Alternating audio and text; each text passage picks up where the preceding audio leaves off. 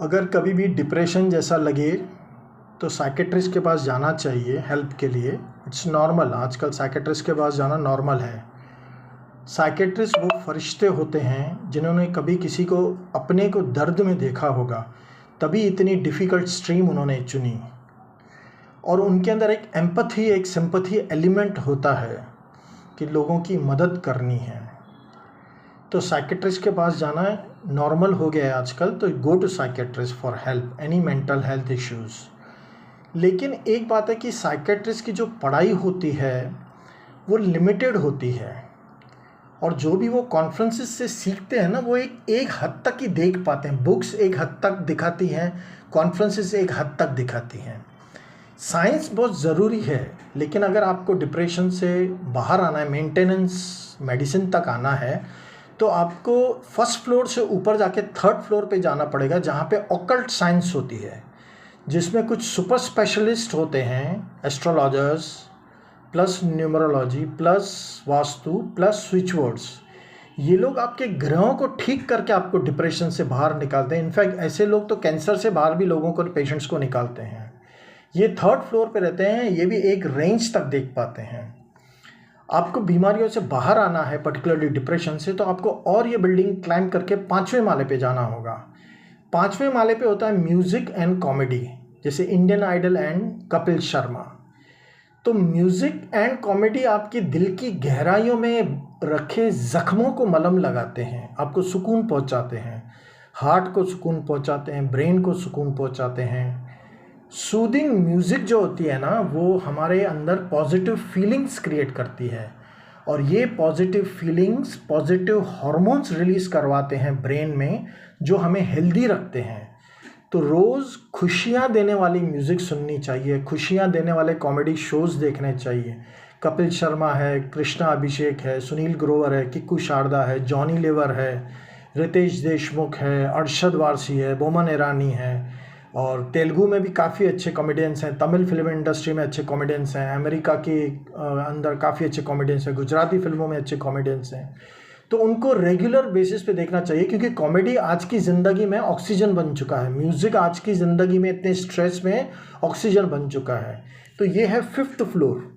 अभी और डिप्रेशन से बाहर आना है तो आपको और स्टेयर्स क्लाइम करने, सीढ़ियाँ क्लाइम करके 7th फ्लोर पे जाना है।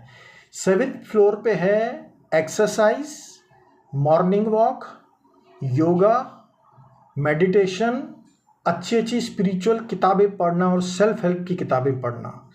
तो वो बहुत ज़रूरी है रोज़ के लिए। डेली 24 घंटे दुनिया के पीछे नहीं भागना है, 2 घंटे खुद को देना है कंपलसरी अपनी मेंटल हेल्थ के लिए।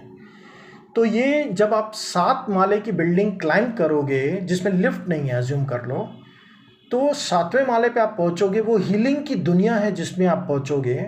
अच्छे अच्छे स्पिरिचुअल बुक्स पढ़ के, जैसे डॉक्टर दीपक चोपड़ा के बहुत अच्छे बुक्स हैं, डॉक्टर वेन डायर है, लुइस हे के बुक है you can heal your life, you can heal your health.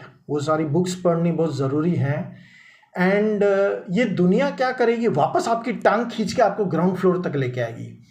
फिर से आपको साइकेट्रिस्ट की हेल्प लेके, ऑकल्ट साइंस की हेल्प लेके, म्यूज़िक कॉमेडी की हेल्प लेके, उसके बाद अच्छे अच्छे स्पिरिचुअल बुक्स की हेल्प लेके वापस आपको ये बिल्डिंग क्लाइम करनी है।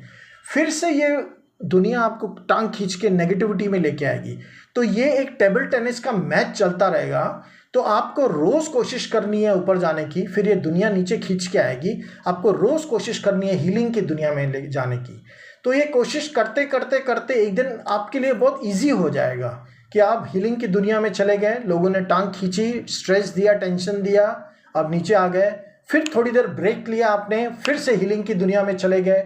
तो ये आपको करते रहना है जब तक आप उस हीलिंग की दुनिया में परमानेंट न रहो। ऐसे टाइम पे जो डिप्रेशन की दवा है ना, वो मिनिमम हो जाएगी, मेंटेनेंस डोज पे आ जाएगी। तो भगवान को थैंक यू बोलना है, शुक्राना रब्बा, कि एटलीस्ट तूने दवाई कम कर दी। अभी ज़िंदगी से ज़्यादा लालच भी नहीं करनी चाहिए कि दवाइयाँ एकदम बंद हो जाए। होती हैं तो बहुत अच्छा, वेल एंड गुड। जो बेचारे साइकेट्रिस्ट होते हैं, उनके घर में अगर कोई डिप्रेशन का पेशेंट है तो उनको रोज़ की 10-10 दवाइयाँ देने के अलावा उनके पास और कोई ऑप्शन होता ही नहीं है, क्योंकि उन्होंने ये बिल्डिंग कभी क्लाइंब ही नहीं की है। वो लोग अपने पहले माले पे ही सिमट के रह गए हैं। तो और ऐसा है ना कि इंसान का जन्म तब नहीं होता जब वो अपने माँ के पेट से बाहर आता है। इंसान का जन्म तब होता है जब वो अपने माँ के पेट के अंदर एक बूंद के फॉर्म में होता है। उस बूंद में कायनात की सारी शक्तियाँ होती हैं। उस कायनात की शक्तियों को पता होता है बच्चे की आँखें कैसी होंगी, कलर कौन सा होगा, बालों का कलर टेक्सचर कौन सा होगा, गालों का कलर टेक्सचर कौन सा होगा, नाक कैसी होगी, कान कैसे होंगे।